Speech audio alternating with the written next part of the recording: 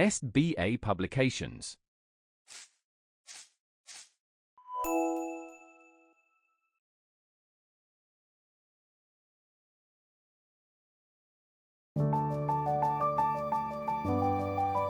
Hello my dear students, कैसे हैं आप सब। मैं उम्मीद करती हूँ आप सब बहुत अच्छे होंगे।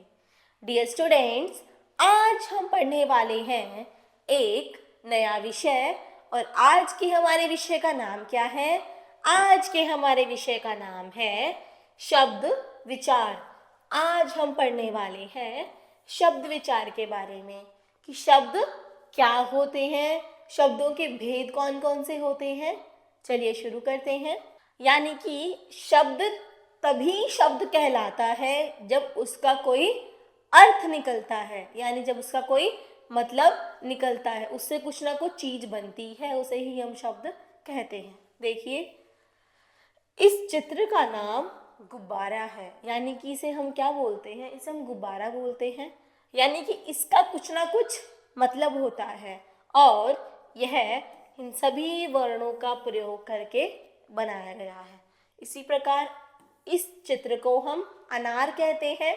अनार क्या है? अनार भी एक शब्द है, यानी कि हम इस शब्द से पहचानते हैं कि है इसे कहा जाता है। इसी प्रकार बस, इसका नाम क्या है? बस, यानी कि हम इससे पहचानते हैं कि यह भी कोई एक वस्तु होती है और यह भी इन वर्णों को जोड़कर बनाई गई है। यानी कि वर्णों का ऐसा मेल जिसका कोई ना कोई अर्थ निकलता है, उसे ही हम शब्द कहते हैं। यानी कि वर्णों को जोड़कर कोई ऐसा अर्थ निकले जिससे कोई चीज की पहचान हो, यानी कि किसी न किसी के नाम से उसे हम संबोधित करते हो, उसे ही हम शब्द कहते हैं। प्यारे बच्चों, हमारे शब्द के कितने भेद होते हैं? हमारे शब्द के 4 भेद हैं। यानी कि शब्दों को 4 भागों में बांटा गया है। देखते हैं कौन कौन से हैं। उत्पत्ति के आधार पर, यानी कि उनकी उत्पत्ति कैसे हुई है। अर्थ के आधार पर, उनका क्या अर्थ निकलता है। प्रयोग के आधार पर, उन्हें किस प्रकार प्रयोग किया जाता है। और आखिर है रचना के आधार पर, उनका निर्माण कैसे हुआ है। आइए देखते हैं उत्पत्ति के आधार पर शब्दों की रचना। उत्पत्ति के आधार पर हमारे शब्दों को 4 भागों में बांटा गया है। तत्सम शब्द, तद्भव शब्द, देशज शब्द और विदेशी शब्द। अब है हमारे तत्सम शब्द। तत्सम शब्द कौन से शब्द होते हैं? तत्सम शब्द हमारे वे शब्द होते हैं जो मूल रूप से संस्कृत भाषा के शब्द हैं और जिनका प्रयोग हम हिंदी में भी ऐसे ही करते हैं। जैसे आम्र, घृत, रात्रि, अग्नि। हम इन्हें हिंदी में कैसे जानते हैं? इसे हिंदी में हम आम बोलते हैं, इसे घी, इसे रात और इसे आग। यानी कि हम कई बार इनका प्रयोग ऐसे भी हिंदी में करते हैं, इसलिए इन्हें हम तत्सम शब्द कहते हैं। अब है हमारे तद्भव शब्द। तो प्यारे बच्चों, हमारे तद्भव शब्द कौन से शब्द होते हैं? हमारे तद्भव शब्द वे शब्द होते हैं जो हमारे मूल रूप से हिंदी भाषा के ही शब्द हैं और उनको ऐसे ही प्रयोग में लाया जाता है। जैसे आम, घी, रात, आग। यानी कि हम उनका रूप परिवर्तन करके उन्हें हम इस्तेमाल में लाते हैं, वे हमारे तद्भव शब्द होते हैं। अब है हमारे देशज शब्द। देशज शब्द यानी कि वे शब्द जो मूल रूप से हमारी ही हिंदी भाषा के शब्द हैं। जैसे जूता, पापड़, फटाफट, ठोकर, खिचड़ी, पैसा, कपास। यह हमारी भारतीय भाषा हिंदी के ही शब्द हैं। ऐसे अब देखते हैं हम विदेशी शब्द, यानी कि वे शब्द जो मूल रूप से हिंदी के नहीं हैं, वह अन्य किसी विदेशी भाषा के शब्द हैं, परंतु हम उनका प्रयोग हिंदी में भी करते हैं। देखते हैं कौन कौन से शब्द हैं। यहाँ देखिए कुछ अंग्रेजी भाषा के शब्द दिए गए हैं। Doctor, police, registry, manager, pen, diary, lamp, engine, bag. यह हमारे अंग्रेजी भाषा के शब्द हैं। अब है फारसी शब्द। देखते हैं, जमीन, फौज, खून, गंदा, बुखार, बुलबुल, दरवाजा, उम्मीद, कारीगर। अब है हमारे पुर्तगाली शब्द, कनस्तर, गोदाम, अचार, चाबी, पपीता, कमीज, साबुन, आलू। अब है हमारे तुर्की शब्द, उर्दू, दरोगा, चिक, गलीचा, चाकू, कैंची, सराय, बेगम और बारूद। प्यारे बच्चों, बहुत सारे शब्दों के बारे में आपको आज ही पता चला होगा कि यह हमारी हिंदी भाषा के शब्द ना होकर किसी अन्य भाषा के शब्द हैं और जिनका प्रयोग हम हिंदी में करते हैं। अब है हमारे अर्थ के आधार पर शब्दों का वर्गीकरण, यानी कि उनका क्या अर्थ होता है। अर्थ के आधार पर हमारे शब्दों को दो भागों में बांटा गया है, सार्थक शब्द और निरर्थक शब्द। चलिए पढ़ते हैं अब हम सार्थक शब्दों के बारे में। यानी कि सार्थक शब्द का मतलब वे शब्द जिनका कुछ ना कुछ अर्थ निकलता है, जिनका कोई ना कोई निश्चित मतलब होता है, उन्हें ही हम सार्थक शब्द कहते हैं। जैसे लड़का, पुस्तक, पेड़, फूल, इनको पढ़कर हम समझ जाते हैं कि यह किस चीज़ की तरफ संकेत कर रहे हैं, क्योंकि इनके यह नाम है। ऐसे ही जो हमारे सार्थक शब्द हैं वो चार भागों में हैं, पर्यायवाची, विलोम, एकार्थी और अनेकार्थी। तो पर्यायवाची शब्द कौन से होते हैं? यानी कि जब एक ही शब्द के कई और नाम होते हैं।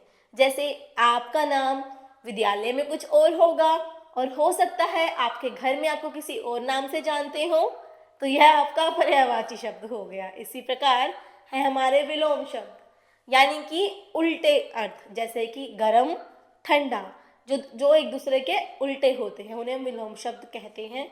अब है हमारे एकार्थी शब्द, जिनका एक ही अर्थ निकलता है, जिनके अन्य कोई अर्थ नहीं होते। अब है हमारे अनेकार्थी शब्द, यानी कि अनेकार्थी शब्द हमारे वे शब्द होते हैं जो शब्द तो एक है परंतु उसके मतलब कई सारे होते हैं। जैसे कुंभ, कुंभ का अर्थ घड़ा भी होता है, राशि भी होता है और हाथी का मस्तक, हाथी का माथा। यानी कि वे शब्द जिनके कई सारे अर्थ होते हैं उन्हें हम अनेकार्थी शब्द कहते हैं। अब है हमारे निरर्थक शब्द। निरर्थक शब्द कौन से शब्द होते हैं? वे शब्द जिनका कोई अर्थ नहीं निकलता परंतु हम इन्हें सार्थक शब्दों के साथ जोड़कर प्रयोग में लाते हैं। जैसे चाय वाय, हम जब घर में कोई मेहमान आता है हम पूछते हैं ना, चाय वाय, आप चाय वाय पियेंगे? चाय का तो अर्थ है पर क्या वाय का अर्थ है? वाय का तो अर्थ ही नहीं होता। यानी कि हम निरर्थक शब्दों को सार्थक शब्दों के साथ जोड़कर ही कई बार इस्तेमाल में लाते हैं, अन्यथा इनका कोई अर्थ नहीं होता। अब है हमारे प्रयोग के आधार पर शब्द। तो प्यारे बच्चों, प्रयोग करने के आधार पर भी शब्दों को दो भागों में बांटा गया है, विकारी शब्द और अविकारी शब्द। तो विकारी शब्द किसे कहते हैं? यानी कि वे शब्द जो लिंग, वचन, कारक इत्यादि के आने पर इनके अनुसार बदल जाते हैं, उन्हें हम विकारी शब्द कहते हैं। जैसे लड़का पढ़ता है, अब हमने इसका लिंग परिवर्तन किया, इसको बना दिया लड़की, लेकिन हमने बदला तो केवल इसे था परंतु हमारा वाक्य ही बदल गया। लड़की के बाद क्या लिखा है यहाँ पर? पढ़ती है, यहाँ पढ़ता है था तो यहाँ पर पढ़ती है हो गया। ऐसे ही वचन बदलने पर भी हमारे शब्द बदल जाते हैं, इन्हें ही हम विकारी शब्द कहते हैं। लड़का पढ़ता है, लड़के पढ़ते हैं। ऐसे ही कारक बदलने पर लड़का पढ़ता है, लड़के को पढ़ने दो। यानी कि हम जिन शब्दों का प्रयोग करते हैं उनके प्रयोग करने के कारण हमारे अन्य शब्द भी बदल जाते हैं, वो हमारे विकारी शब्द कहलाते हैं। विकारी शब्द चार प्रकार के होते हैं, संज्ञा वाले, सर्वनाम वाले, विशेषण वाले और क्रिया वाले। अब है हमारे अविकारी शब्द। वे शब्द जो लिंग, वचन और कारक के अनुसार परिवर्तित नहीं होते, जो जैसे पहले प्रयोग में लाए जा रहे थे अब भी वह शब्द वैसे ही प्रयोग में लाए जा रहे हैं। जैसे बालक दिन भर पढ़ता है, बालिका दिन भर पढ़ती है, बच्चे दिन भर पढ़ते हैं। तो जो यह दिन भर शब्द है, यह जैसे पहले प्रयोग में लाया जा रहा था, वाक्य बदलने पर भी यह वैसे ही प्रयोग में लाया जा रहा है। तो इन्हीं को हम अविकारी शब्द कहते हैं। इनका प्रयोग 4 प्रकार से किया जाता है: क्रिया विशेषण में, समुच्चय बोधक में, संबंध बोधक में और विस्मयादि बोधक में। तो प्यारे बच्चों, रचना के आधार पर शब्द कौन कौन से हैं? रचना के आधार पर शब्दों को 3 भागों में बांटा गया है: रूढ़ शब्द, यौगिक शब्द और योग रूढ़ शब्द। तो रूढ़ शब्द कौन से शब्द होते हैं? यानी कि वे शब्द जो जिनका अर्थ एक ही होता है और जो जैसे प्रयोग में लाए जा रहे हैं वैसे ही प्रयोग में लाए जाते हैं, जिनको हम प्राचीन काल से उनके उन्हीं नामों से जानते हैं। जैसे कमल, घर, दीपक। अगर हम इन्हें तोड़ दें, अगर हम इनके टुकड़े कर दें तो कोई भी अर्थ नहीं बचता। इन्हीं को हम रूढ़ शब्द कहते हैं। अब है हमारे यौगिक शब्द, यानी कि वे शब्द जो 2 शब्दों को जोड़कर बनाए गए हैं। जैसे विद्या जमा आल्य। जैसे यह विद्या जमा आल्य लिखा हुआ है, विद्या का अर्थ अलग होता है, आल्य का अर्थ अलग होता है, परंतु इनको जोड़कर हम एक नया शब्द बनाते हैं, विद्यालय। तो इस प्रकार के शब्दों को हम यौगिक शब्द कहते हैं। अब है हमारे योग रूढ़ शब्द। प्यारे बच्चों, योग रूढ़ शब्द भी यौगिक शब्दों की तरह ही होते हैं, मतलब वह भी 2 शब्दों को जोड़कर बनाए जाते हैं, परंतु जो हमारे योग रूढ़ शब्द हैं यह किसी विशेष अर्थ की ओर संकेत करते हैं। इनका कुछ स्पेशल मीनिंग निकलता है। जैसे पीतांबर।